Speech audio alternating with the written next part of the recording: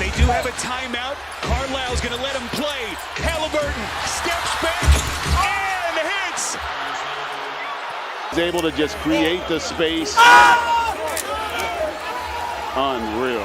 What a game. And how about Mr. Haliburton? On that block, no less. Slight difference. Game clock, shot clock. Haliburton to the rim.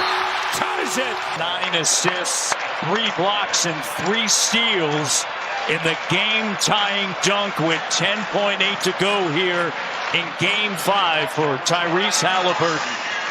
Here we go. Haliburton. 5 seconds. 4 seconds. Haliburton for the lead. 1.3 to go. Giannis just gets caught in between. He attacks that front left foot. And as we're seeing this,